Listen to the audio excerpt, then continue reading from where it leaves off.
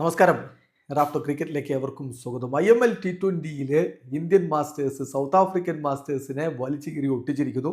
8 വിക്കറ്റിന് വിജയമാണ് Indian team നേടിയിരിക്കുന്നത്.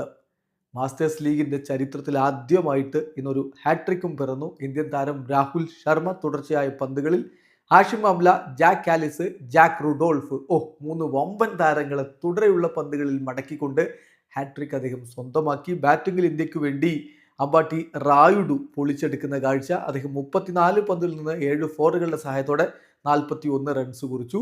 ചെറിയ സ്കോറിന് ഇന്ത്യ സൗത്ത് ആഫ്രിക്കയെ ഓൾ ഔട്ട് ആക്കിയിരുന്നു.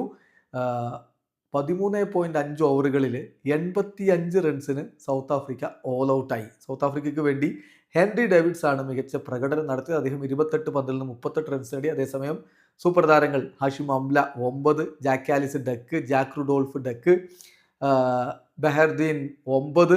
ഈ രൂപത്തിലാണ് അവരുടെ പ്രമുഖ ബാറ്റർമാർ മടങ്ങിപ്പോയത്. ഡെയ്ൻ വിലാസ് 15 പന്തിൽ 21 റൺസ് എടുത്തു, മോശമല്ലാത്തൊരു സംഭാവന നൽകി. ഫിലാൻഡർ ഡക്കാവുന്ന കാഴ്ച.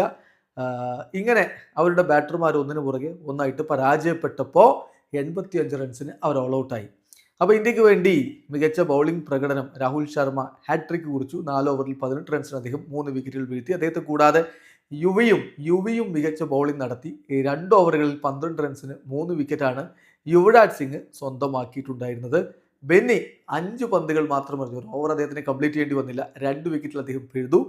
അങ്ങനെ മികച്ച ബൗളിംഗ് പ്രകടനം ഇന്ത്യ നടത്തിയപ്പോൾ വളരെ ചെറിയ സ്കോറിന് അവർ ഓൾ ഔട്ടായി.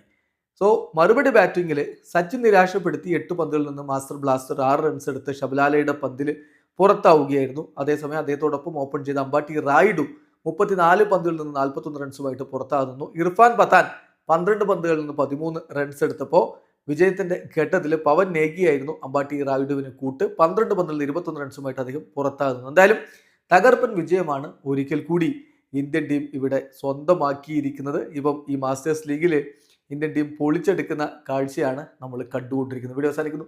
ക്രിക്കറ്റ് ലോകത്തെ കൂടുതൽ വിശേഷങ്ങളുമായി റാഫ്റ്റോക്സ് എത്താം.